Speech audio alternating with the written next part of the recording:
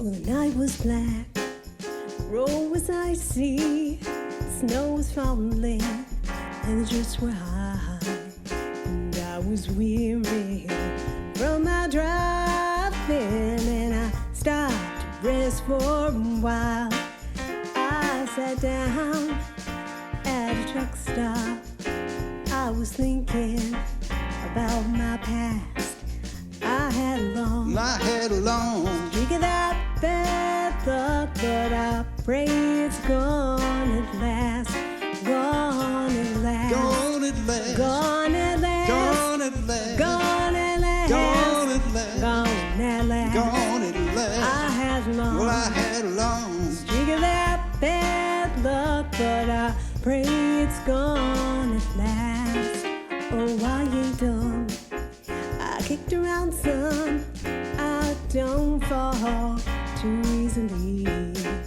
But that boy looked so dejected. He just grabbed my sympathy. Sweet little soul, what's your problem? Tell me why are you so downcast? I had a long streak of that bad luck, but I pray it's gone at last. Gone at last. Gone at last. Gone at last. Gone at last. Gone at last. Gone at last. Gone at last. Gone at last. I had a long streak of that bad luck, but I pray it's gone at last.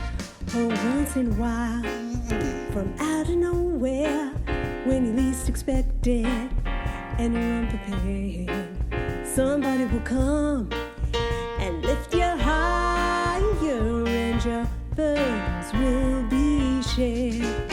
Now I do believe if I hadn't met you, I might still be sinking fast.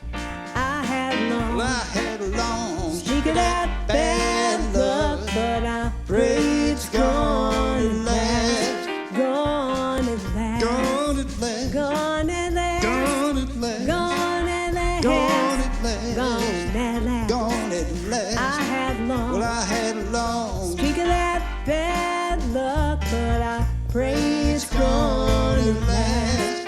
Gone at last. Gone at last. Gone at last. Gone at last. Gone at last. Gone at last. Gone at last. Gone at last. I had a long streak of that bad luck, but I pray it's gone at last.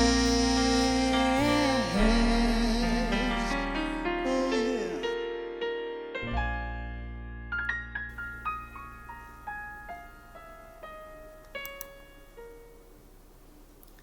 Welcome to WellSprings. My name is Loy Miller. My pronouns are she and her, and I am honored and blessed to be your worship leader today. Each week when we gather, we light a chalice as a symbol of our spiritual heritage. But it's not just a symbol of the past.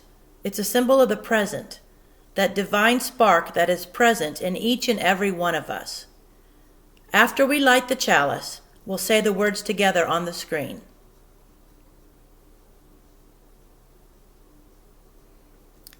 And together we say, we light our chalice to celebrate the path lit before us, the warmth of kindness that shines from within us, and the radiance of wisdom that is shared between us and never goes out.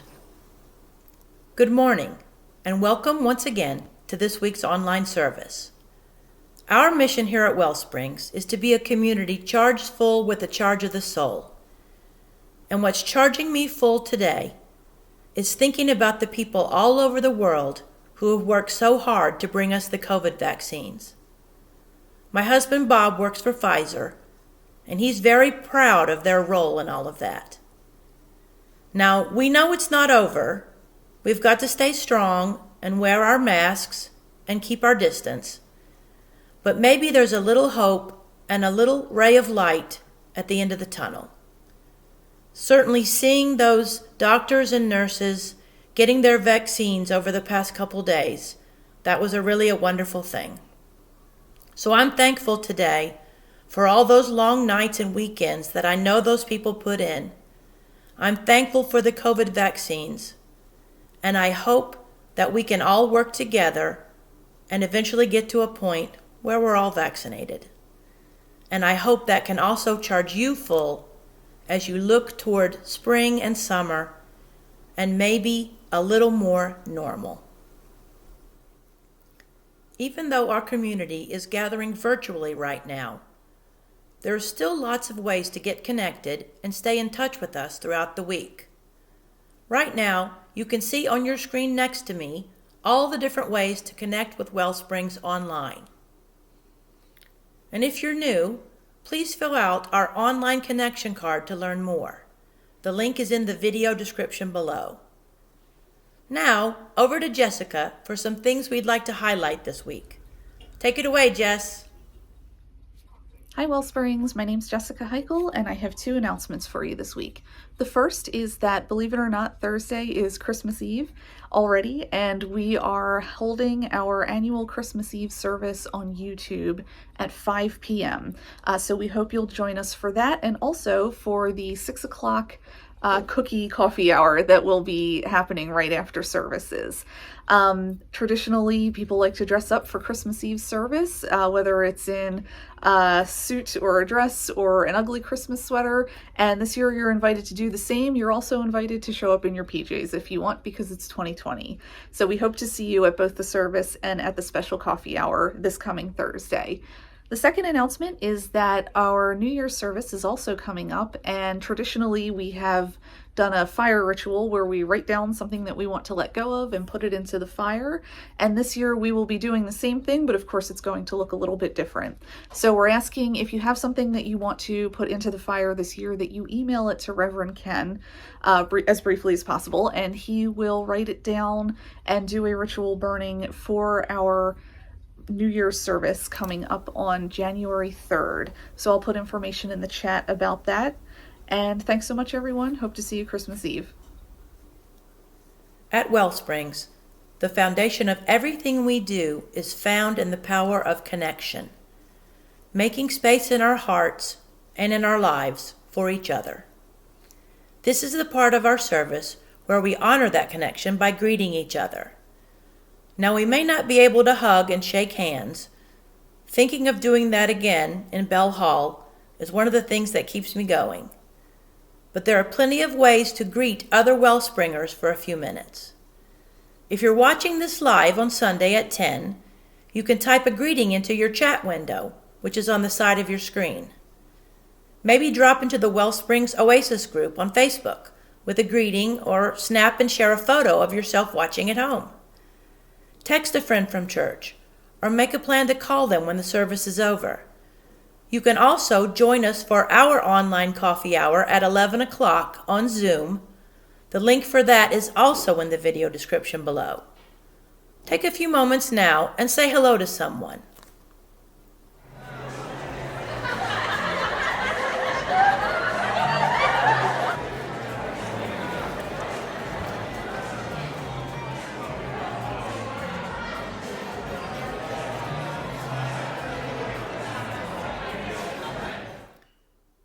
Thank you for taking the time to share that connection with one another. I invite you now into our time of generosity, a time to reflect upon and to express our gratitude for the role Wellspring plays in our own lives and in our wider world. Now more than ever, if you feel the value of this community, we hope you'll share a gift with us. If you have a smartphone handy, you can pick it up and text WSprings to 73256. You'll get a link that'll help you complete a gift online. There's also a link to give online in the video description below. In these times, we can't thank you enough for your support. Our offering will now be gratefully received.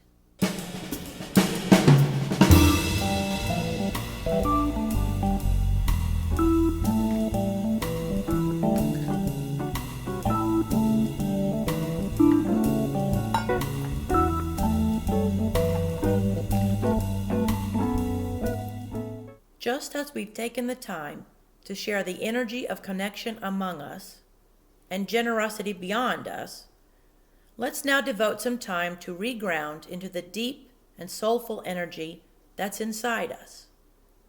Let's take a moment to just be. Sit comfortably in your chair and allow yourself to notice, maybe for the first time today, that you're breathing. Allow your eyes to fall closed, if you're comfortable with that. And we do what is most simple and elemental in our lives. We take a breath. We inhale and exhale without rush or hurry. We breathe in and we breathe out. There's nowhere else to go, nowhere else to be, and nothing else to do than to be here together now. We follow these words from Thich Nhat Hanh into our time of mindful silence. If we want to enter heaven on earth, we need only one conscious step and one conscious breath. Let us cultivate peace and experience presence in this quiet time together.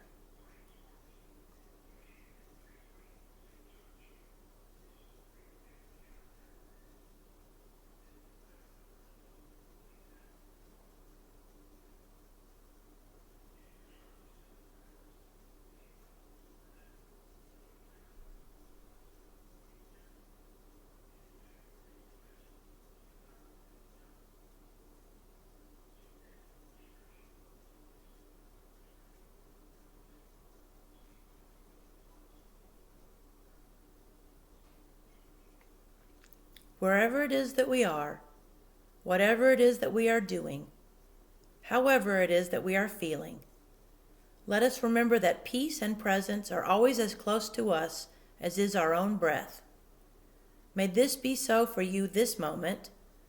May it be so for you this day, and may it be so in the days to come. May it be so for all of us. When we gather in person, this is the point in our service that our kids gather for their time of fellowship in Youth Spirit. But these days, Youth Spirit is meeting on Zoom every Sunday at 9 a.m. So for now, let's see if we have any shout-outs to or from our youth in this week's Youth Spirit Yell.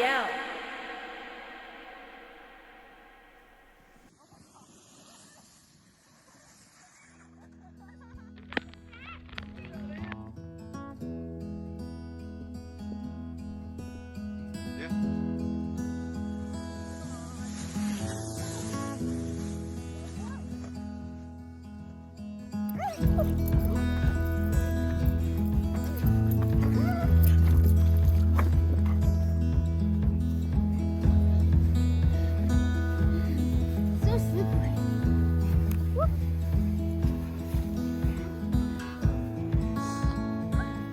Give Harmony a big snowball to eat. That's pretty impressive. Harmony, catch.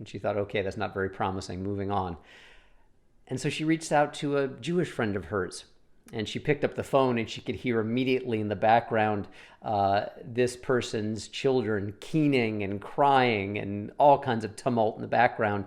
And Anne Lamott still went on with it. She said, tell me about the preparation for the time of Hanukkah, the miracle, the festival of lights. And the friend immediately says, are you joking? Hearing the sound of the chaos in the background. And Lamott says, well, yeah, I know you're Reform. And the friend shoots back, we're so Reform we have a crucifix on the door of our house. So again, not so much what Anne Lamott maybe was searching for in the way of peace and patience. And the friend says, call me back tomorrow, as the kids are creating even more chaos in the background.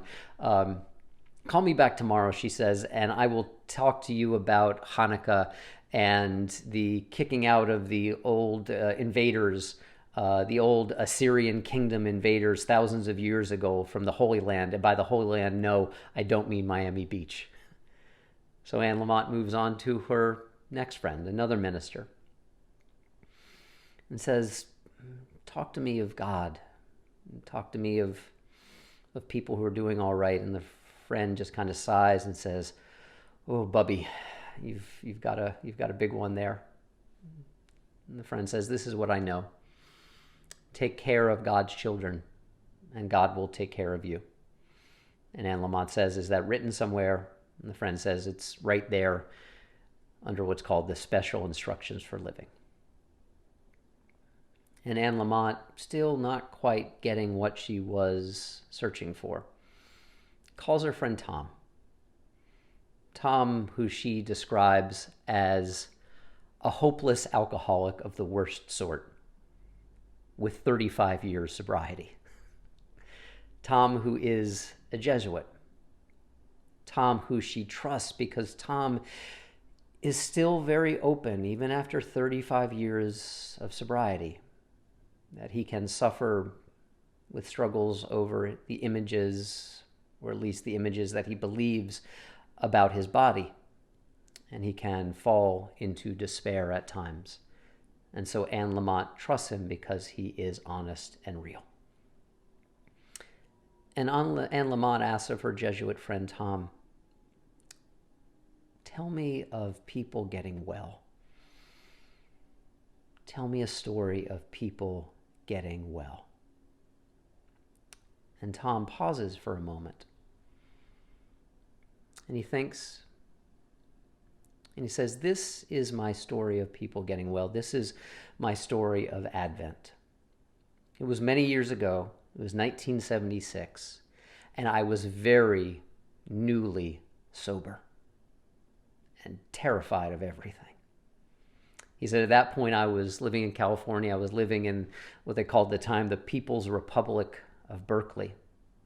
And I kind of liked the meetings, the recovery meetings I was going to at the time, because unlike in LA, where I was a little bit familiar with as well too, and I think Anne Lamott was familiar with LA at that time, that the people in Berkeley, they didn't kind of whoop it up. There wasn't too much clapping at the meetings. It was kind of more sedate. And he found people like himself, kind of folks who had been in school a real long time.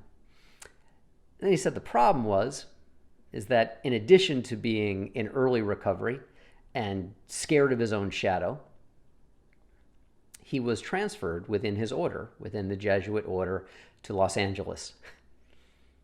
And all he really knew about Los Angeles were where the bars were in various parts of town. And so he was terrified even to leave his apartment for fear that he would see himself going to one of those bars. Again, remember, he is in very early recovery. And so he called up his cardinal, one of the higher ups in his order. And the cardinal said, I want you to search out Terry. Terry, it turns out, has 5 years of sobriety, which Tom says makes Terry God to me. He couldn't even imagine that, 5 years of sobriety at the time. And so during this time, at Advent, in 1976, he makes contact with Terry, and Terry asks him, I want you to come and meet me at a men's meeting in downtown LA. at the Episcopal Cathedral, which was located real close to what was called Skid Row.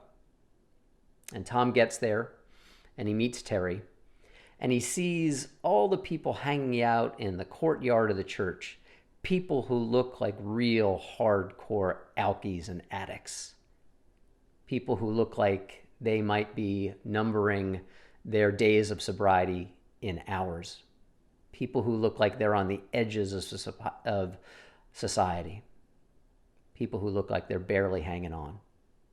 And the truth is, although Tom is fairly well scrubbed, he feels like he's barely hanging on. And although he has been told to seek out Terry with the 5 years of sobriety, Terry, as it turns out, is a complete introvert who has almost no social skills and is really, really awkward interpersonally. And so he's trying to make small talk with Terry, but it's not really working. And at one point, Terry simply asks him, "So how are you doing?" And he says, "I am scared." And Terry says, "Yeah, gently. That's about right." And so there they are, hanging out in the courtyard of the Episcopal Cathedral with all these kind of folks who look really down on their luck pretty much. And a door opens. And Terry finds himself going up the stairs, very, very long, narrow set of stairs. I think I said Terry, I mean Tom. Terry is in back of Tom. And he's feeling his legs absolutely shaking. This set of stairs that feels almost limitless. And in front of him, there's a guy, also youngish, about Tom's age, who looks even shakier than Tom feels. And at one point, the guy in front of him, who looks like he is perhaps measuring his sobriety in minutes, loses control of his bodily functions. And Tom says inside, "I look like Edward Munch's The Scream. I just want to get out of there. I am nauseated." And I feel Terry's gentle encouragement easing me up the stairs, because the guy in front of me doesn't seem to know that he has defecated on himself. And they get up to the very top of the stairs before they enter this airless, windowless room. And the guy whose job it is kind of greet people as they come into the meeting, kind of like a volunteer position. He's got a big shaved head and a big barrel chest and one of those big bushy Volga or Viking mustaches. And he gets one whiff of this guy who's gone to the bathroom on himself, and he vomits all over the place. And so now this windowless, airless room is filled with the smell of human poop and vomit.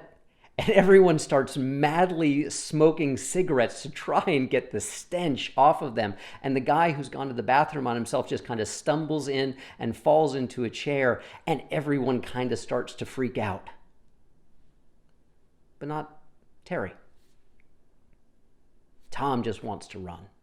This is too much to deal with.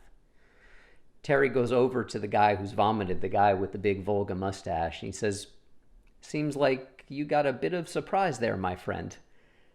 And Terry and the guy with the big mustache and the shaved head just start laughing. And Terry walks over to the man so down on his luck. And he sits down next to him. And he says, "It looks like you've run into some trouble here, my friend." And the man doesn't say anything and just nods. And he says, "We're going to help you out." Now, first what they do is, because this isn't the first time something like this has happened like this in this particular meeting, is Terry sends a bunch of guys off to get some towels and some kitty litter to start soaking up the effluvia. Not the first time this has happened there. And he gets some men who are very early in recovery themselves. Some men from a nearby halfway house right next door to the Episcopal Cathedral. And they steady the man who's gone to the bathroom on himself. and they guide him down that set of stairs, and they bring him over to the halfway house. And they feed him, and they give him coffee, and they clean his clothes, and they care for him, and they give him respect. Now, these men who kind of themselves are barely hanging on, the kinds of addicts and alcoholics that are so often looked down on by society, they care for this man because he is one of them. He is one of their own. And back at the meeting, Tom says and feels for the first time something he has not felt in months, which is a little tiny shred of hope. He sees the way that Terry has kind of calmly, gently, kindly turned everyone to action for care. And he said, you know what? When I was back in Berkeley, I thought everyone looked like this 1976 now, David Niven, very debonair British actor. And I thought I would get sober with people just like myself. Housebroken, overeducated, and fun. But the truth he saw at that meeting was that was not to be. And more than anything, he thought Tom would be restored to health overnight. And that was not to be either. It would be a patient process, a process that took some time and some care and some waiting. And in the midst of his fear, in that windowless, airless, smelly room, he found hope for the first time in a long time. And now addressing himself to Anne Lamott in the present tense, he says, that is Advent to me. That God will set up a tent before us in which we are all invited, in which we learn to get well together. That is Advent to me. Not quickly, not overnight. That is my Advent story. And he signs off by saying, for you, Miss Krabby, and for me, for us together, in time. That is Anne Lamott's story of Advent. It makes me think of my life about 15 years ago when I walked up a different set of stairs here in Pennsylvania. Not nearly as smelly, but I was just as terrified. I walked up that long set of stairs into a windowless, airless room because I had to face my own alcoholism. And I remember in the first couple meetings someone saying, we take everyone from Yale to jail here. And I remember saying, I got one of those, and a guy in back of me who I didn't even know then said, I've got the other. I guess maybe looking at my clothes, he was guessing which one, which you can't always do. In this case, he was right. And we kind of laughed together. And I remember feeling that little shred, little glimmer of hope that maybe I would know what it would mean to get well, and that it would take some patience and some time. And it did. And it has worked, and it continues to. But I also think more broadly about us as well, too, not just those of us in recovery, about this moment of being alive, of the last 4 years, which has felt, for those of us who set our hearts upon peace and justice and compassion, has felt that those things have been under assault. And at this moment, at this turning of the year, that perhaps things, these problems that are much bigger than just the last 4 years, that perhaps peace and justice and goodness and compassion, that these things may have a more than better fighting chance again. And I think of the last now almost 10 months of this pandemic and seeing the images of the vaccines roll out, hearing about people I know who know other people who are starting medical providers to get the shot, the inoculation.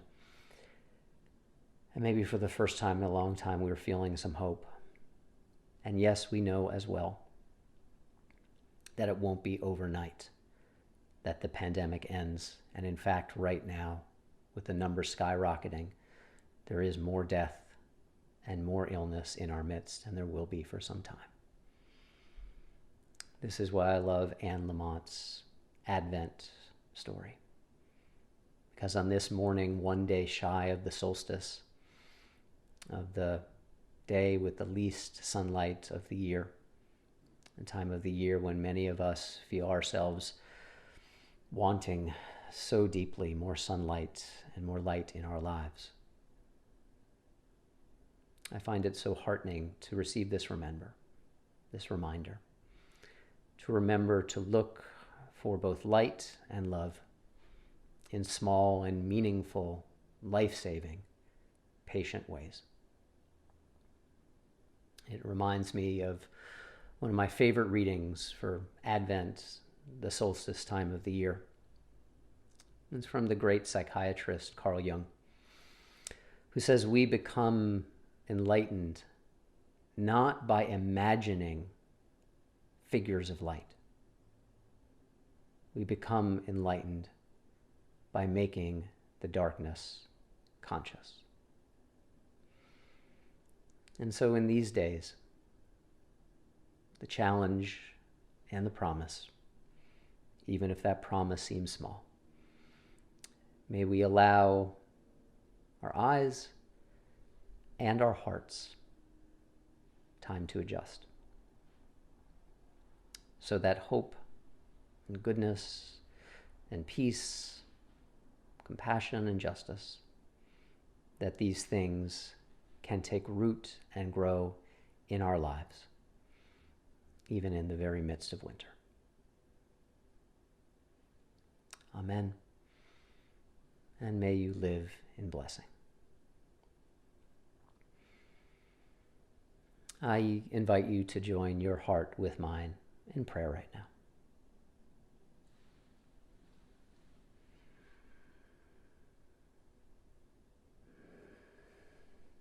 Emmanuel, the divine with us, within us, the divine, the spirit that might feel distant in many ways these days, in the midst of all this struggle and all of this suffering.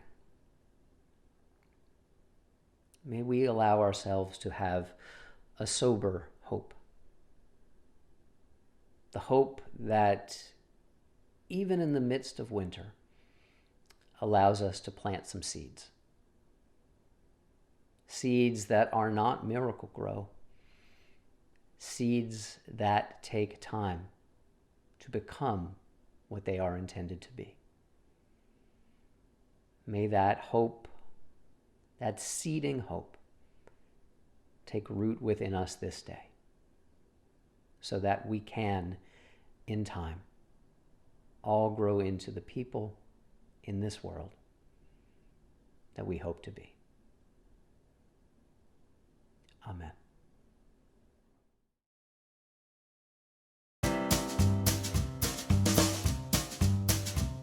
Now it's December, dark and cold. Where is the light?